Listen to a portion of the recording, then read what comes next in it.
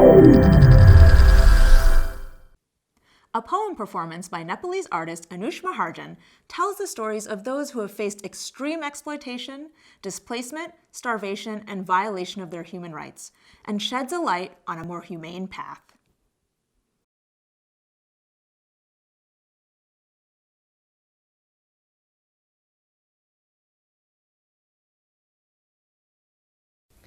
The world as we know of today lives on the edge, and there's something wrong in all of us. The world as we know of today slowly revolves around headlines printed in black and white, headlines of disruption, death, destruction, and despair. We now know a lot of senses we've never felt before, different sound, sight, smell, touch, and different words, like the sound of a gunshot, an ammunition, an escape drill, a missile that hits the ground creating a thunderous quake. Your senses exactly know now when to lay low and pretend to be dead. The sound of combat boots approaching. You know when to throw your hands up in the air and pray to God that the sound of the bullet does not reverberate inside your heart. We now know a lot of senses that we've never felt before. After a long day of fighting for what's right, you come home one day only to find your neighbor being dragged out into the street to be taken away in some sort of modern-day concentration camp. You watch as the real-life vehicle slowly turns into a distant Lego and then disappears, and in those moments you'll realize that you'll never see the diversity in the skin of your neighbor ever again. The food that she offered to you, and to her different God. And in that moment you'll realize you'll never see her again, and let that sink in. We now know a lot of senses that we've never felt before, like the smell of deep sleep when you haven't eaten for days. A sorrowful acid comes up your throat and it smells like starvation, poverty, inequality, and it sure as hell smells like death creeping in.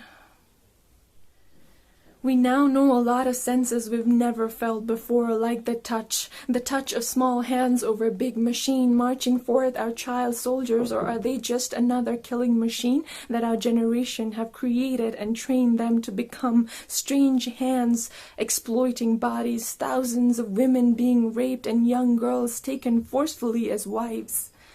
We now know a lot of senses we've never felt before, like how a single word called war has crippled our existence, how now we have mastered the word called silence.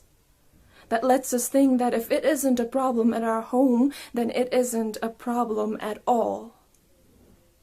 As a 22-year-old university student, as I read these real-life stories pages after pages, I stand still in awe, wondering where we went wrong and where not.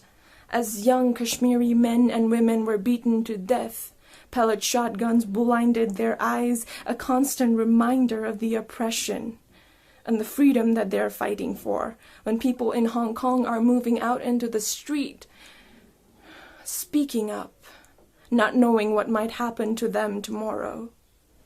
When thousands and thousands of brave Syrian souls perished in the sea, only for a chance of a refuge, for a chance of homage. When 20 million Yemeni people are food insufficient because of the conflict that's raging on the ground. When thousands of young Nepali people are reclaiming their heritage that was stolen from them or somehow got lost and disappeared in the map. Tell me, how did we become so wrong? And why are we so silent? The torturous electric shocks might have damaged our bodies. The tear gas blinded our sensation. Hunger may have taken our loved ones away from us. A century-long oppression may have dehumanized us, but not even for a single second has it broken our spirit, our willpower, and our resilience.